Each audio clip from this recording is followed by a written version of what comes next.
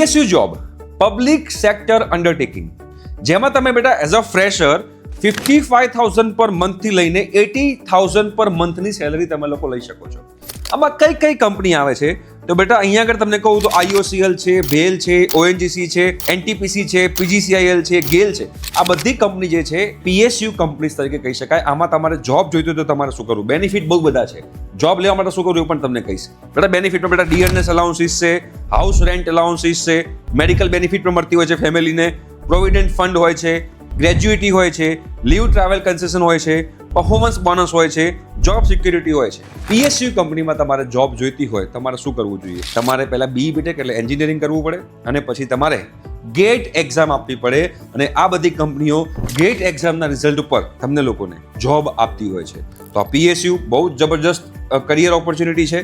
તો જે લોકોને સેન્ટ્રલ ગવર્મેન્ટ કાં તો PSUમાં જોબ જોઈતી હોય ગેટ એક્ઝામ પર ફોકસ કરે.